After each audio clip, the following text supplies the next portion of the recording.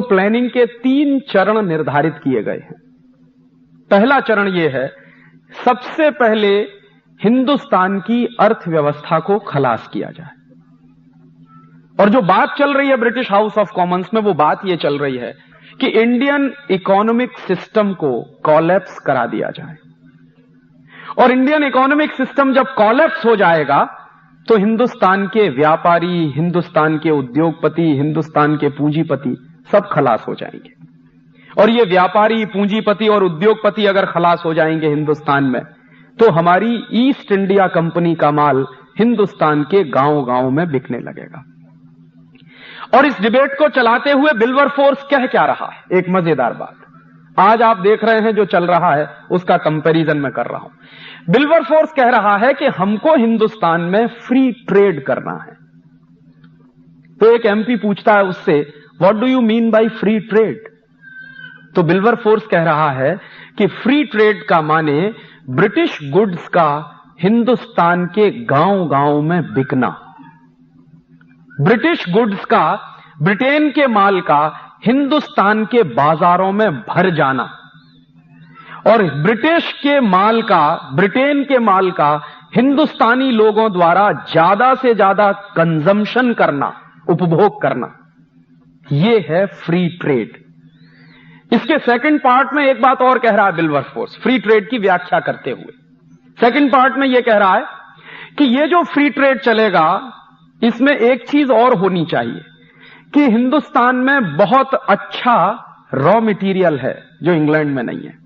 जैसे कॉटन का raw material है, स्टील के ओर्स हैं इस देश में, आयरन ओर बहुत अच्छा है, और भी तमाम तरह के रॉ मटेरियल हैं। तो वो कह रहा है कि कुछ इस तरह का फ्री ट्रेड चलना चाहिए कि जिससे हिंदुस्तान का सारा रॉ मटेरियल ब्रिटेन में आना शुरू हो जाए, और उस रॉ मटेरियल के लिए हमको एक नया पैसा खर्च नहीं करना पड़े, और उस रॉ मटेरियल से हम फिनिश प्रोडक्ट बनाएं और वापस इंडियन मार्केट में ले जाकर बेचें। तो जब ये डिबेट कंक्लूड हो रही है तो उस डिबेट को इंप्लीमेंट करने के लिए पॉलिसीज बनाई जा रही हैं। और वो पॉलिसीज क्या बन रही हैं? पहली पॉलिसी बनी है, और ईस्ट इंडिया कंपनी को एक चार्टर इशू किया गया है। ये ईस्ट इंडिया कंपनी जब आई है तो 20-20 साल के चार्टर उसको दिए जाते हैं। पहला चार्टर 1601 में मिला है, फिर दूसरा चार्टर 1621 में मिलता है, फिर इस तरह से 20-20 साल से चार्टर दिए जाते हैं। चार्टर माने अधिकार पत्र।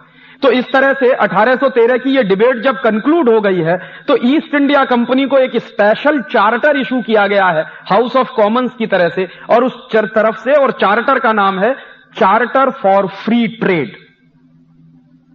और मैं जोर दे रहा हूं इस फ्री ट्रेड शब्द पर कि ये जो फ्री ट्रेड शब्द है ये कोई नया नहीं है, ये 250-300 साल पुराना शब्द है।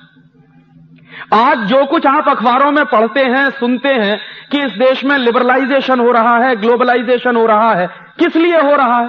फ्री ट्रेड के लिए हो रहा है। तो ये फ्री ट्रेड तो इस देश में अंग्रेजों ने भी चलाया है। और अंग्रेज इस देश में फ्री ट्रेड क्यों चला रहे हैं? इंडियन इकोनॉमिक सिस्टम को बर्बाद करना है और ब्रिटिश इकोनॉमिक सिस्टम को इस देश में स्थापित करना है, इसके लिए वो फ्री ट्रेड चला रहे हैं। तो उस फ्री ट्रेड में पॉलिसीज क्या बन रही हैं? जो सबसे पहली पॉलिसी बनी है कंपनी सरकार की, 1813 में इस देश में कंपनी की सरकार है, ब्रिटेन की सरकार नहीं। ब्रिटेन की सरकार आई है 1858 के बाद, रानी की सरकार सीधे 1858 के बाद आई है। उसके पहले कंपनी की सरकार है, माने ईस्ट इंडिया कंपनी की सरकार है। तो ईस्ट इंडिया कंपनी की सरकार जो है वो पॉलिसी क्या बना रही है? फ्री ट्रेड का चार्टर आ गया है, और उसके आधार पर जो सबसे पहली पॉलिसी बनाई जा रही है वो पॉलिसी क्या है? ब्रिटिश माल पर हिंदुस्तान में कोई टैक्स नहीं लगेगा, और उसके बदले में जो हिंदुस्तानी माल होगा उस पर ज्यादा से ज्यादा टैक्स लगाया जाए। नतीजा क्या निकलेगा? अगर ब्रिटिश माल इस देश में टैक्स फ्री हो जाएगा तो गांव-गांव में ब्रिटिश माल सस्ता हो जाएगा, और हिंदुस्तानी माल पर लगातार टैक्स बढ़ा दिया जाएगा तो हिंदुस्तानी माल महंगा हो जाएगा।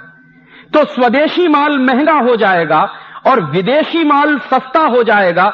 इसके लिए पॉलिसी बनाई है कंपनी सरकार ने, जिसको कहा गया है चार्टर फॉर फ्री ट्रेड, और उसके तहत इस देश में अंग्रेज कुछ कानून बना रहे हैं। कानून क्या बना रहे हैं? ब्रिटेन के माल पर तो टैक्स हटा दिया पूरी तरह से, और कोई इंपोर्ट ड्यूटी नहीं लगेगी ब्रिटेन के माल पर। और हिंदुस्तानी माल बनाने वाले लोगों पर सबसे पहला टैक्स लगाया गया central excise and salt tax. और यह अंग्रेजों ने क्यों लगाया है सेंट्रल एक्साइज टैक्स?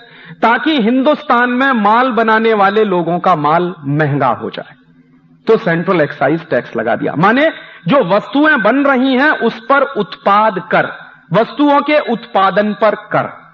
उसके बाद हिंदुस्तानी व्यापारी उन वस्तुओं को बाजार में बेच रहे हैं, तो कंपनी सरकार ने वस्तुओं के बाजार में बेचने पर भी कर लगाया है, जिसको अंग्रेजों ने कहा है सेल्स टैक्स।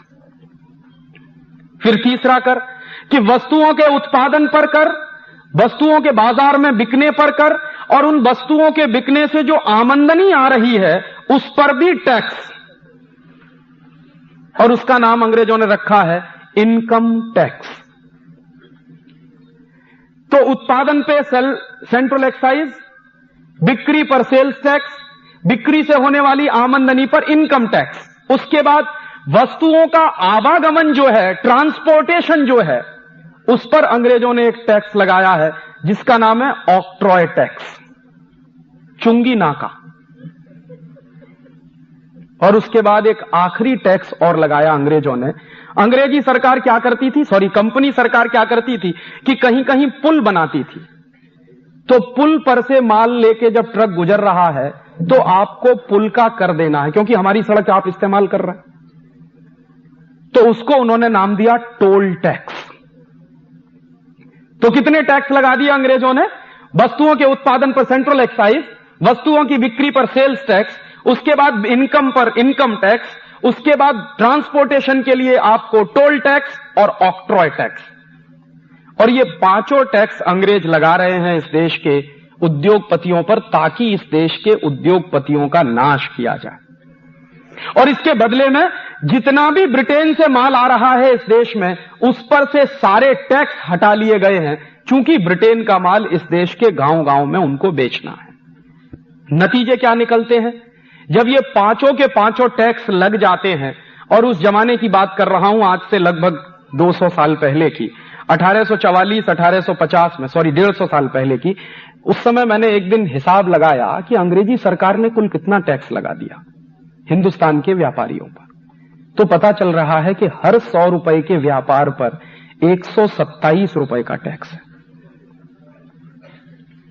और इस बात की गंभीरता को समझिए कि हर 100 रुपए के व्यापार पर 127 रुपए का टैक्स है। तो एक दिन हाउस ऑफ कॉमन्स में डिबेट चल रही है और एक एमपी कह रहा है कि हिंदुस्तान के व्यापारियों पर इतना टैक्स लगा दिया है, ये सब मर जाएंगे। तो दूसरा एमपी जवाब दे रहा है कि यही हमें करना है।